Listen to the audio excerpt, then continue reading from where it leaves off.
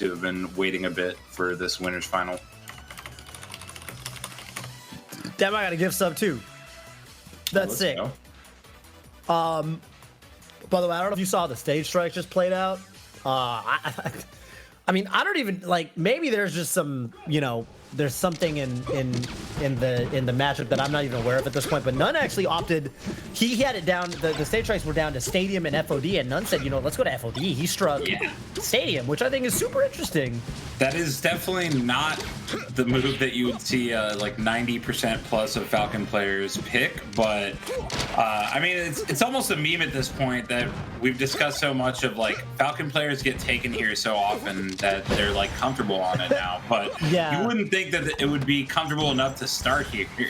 You would think they would at least like wait for their opponent to counterpick it. Because they all seem to do, it when you watch them, but when you hear them talk about it, none of them say they like it. Right. Like, none of them say they like it. I mean, whatever. It's funny. Taffel used to always talk about how the data would show that Johnny actually had a really good win rate here. Right. But anyways, one way or the other. Oh, Ginger. Yeah. Oh my God. If he got the runoff down right there, that would have been super optimal. Okay, let's see what n0ne's got. Ooh. Bro, yeah, if you got that regrab. Yeah. These, I think part of what makes n0ne like this stage too is just how quick he is with his shield drops, because those platforms are going to be low a lot of the time. So if you're a little bit slow with your shield drops, then you might not even get the aerial to come out in time. Yeah. But n0ne is really good at getting the up air out in time after a shield drop, even on these lower platforms. Nice lasers from Ginger. Hax was singing the praises of Ginger's laser game earlier. Ginger apparently, I didn't get to watch Ginger versus Bobby Big Balls, but Hax, I did listen to the commentary. I was in my car. I see. And so I had the radio commentary, and Hax was talking up Ginger's laser game. Yeah, it's always been super good. I think that's one of the aspects of his game that developed like way quicker compared to the rest, and the rest kind of built on that. But he's always been good. Oh, the double SD. Okay. What in the world? I don't think that was intentional, but it ended up being a homie stock of sorts. Of sorts, yeah. Oh, he must. You know what it is? I just watched the replay, de facto replay, because I got the stream open as well on Twitch.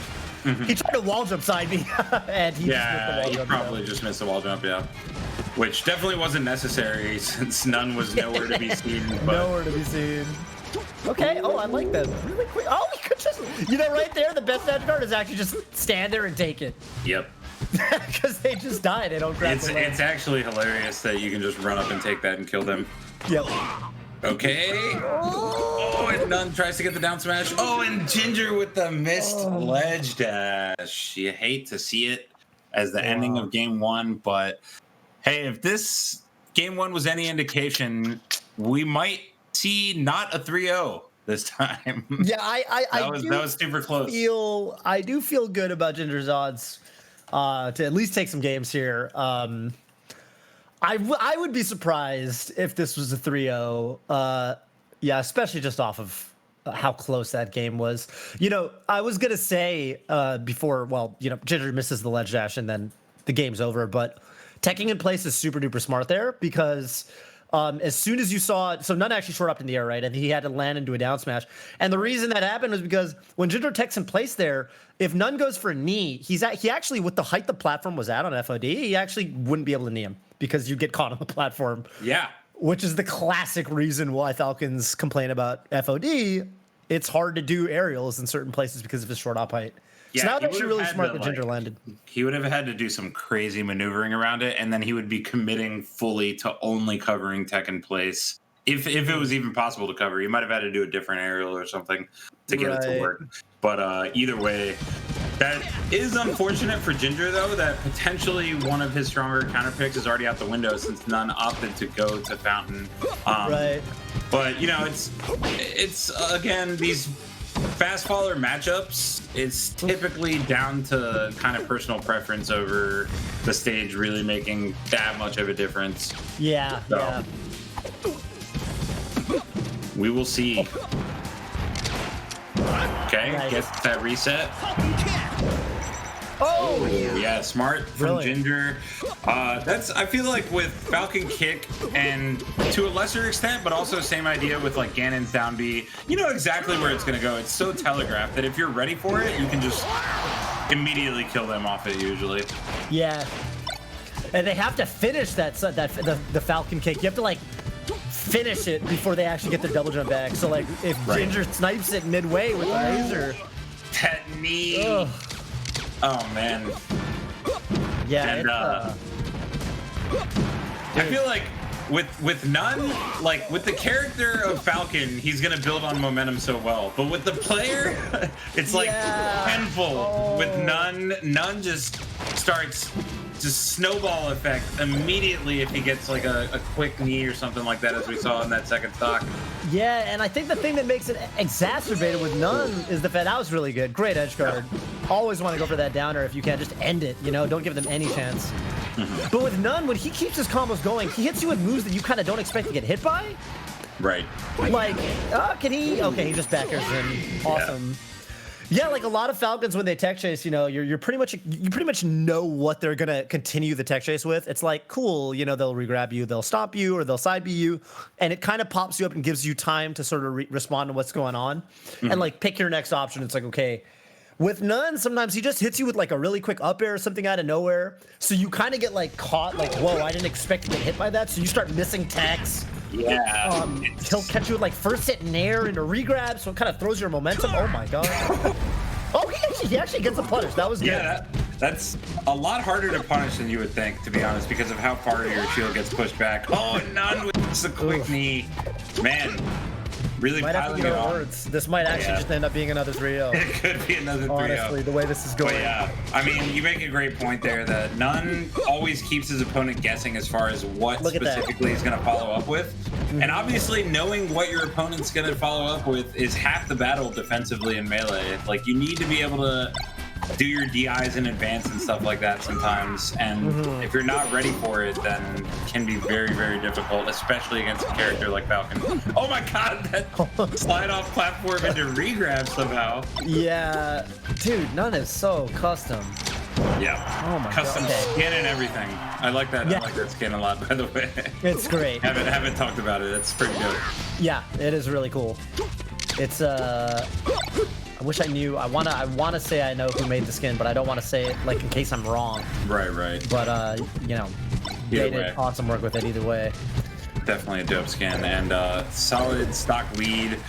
Yoshi's gonna be easier for Falco's combo game, but n0ne's so good on the defensive end too. I think he doesn't get as much credit for that as his crazy offense, but he's really, really good at anticipating what his opponent's gonna do to follow stuff up and DI accordingly to get out of it ASAP. I mean, speaking of n0ne's defensive game, I mean, I think the thing that was a really good ledge dash from Ginger. I was gonna say the thing that blows me away is whenever I play him, I'm just like, man, I cannot edge guard him. Yeah, it literally feels like fighting Dunk 2.0. It's like, yeah, he's got the second best fade backs in the game. Oh, and n0ne covering pretty much anything Ginger could have done there. And I think that's the coolest aspect of New School Falcons. Ginger does clean it up there, trying to stay alive in winners and force a game 4 at least. But yeah, the fact that Falcons, by like overextending off ledge like that, they can end up covering so much of space. He's recoveries, yo, Ginger, but he does end up saving him. So this oh my god. Oh my god. Okay, he misses that though. But he lands on Randall. Ginger, you gotta clean it up, man. Yeah, he's gotta close this out. That might be it. It looks like that's it. Good. And Randall was right there. Coming out just a little bit too late. Dude, you know, it sucks because, I mean, Ginger had to make a tough call there. The best thing he could have done in that first scenario where he went for the downer, the best thing he could have done is if he realized what was going on, then instead of trying to up your recover where he hit n0ne, he could have, like, well, honestly, he could have even air dodged up at that point. He could have shine stalled. Shine stalled, yeah. He had options, but it's such a, like, weird scenario. Like, anyone consciously doing that, you got to be like 3 steps ahead. So see, the thing is, though, n0ne would totally do something like that. Yeah, if n0ne was in that situation. If n0ne was the person edge guarding there, he would have definitely done something different. Again, Shine Stall. Let's take a look at the Red Bull replay package. Definitely want to see that last edge guard scenario that Ginger ended up saving none accidentally. But this first game was kind of a weird one where it didn't really feel like either player was, going insanely ham. They were both just like trying to get a feel for things. But this talk right here, yeah, I think you were right that Ginger was likely going for the wall jump there. Yeah, there's that. Oh. Oof, okay. Oh, that was so brutal. That just changed the whole flow of that game too, especially on Ginger's main counter pick. Yeah, he actually right there. I mean, I think part of the reason that DI was so bad, he actually didn't really need the tech in place. He let him tech in place and then need the wake up shine. Yeah, which is why. So Ginger thought he was back in the fight. Right. Excellent, great moonwalk, super good mobility coming out from n0ne there.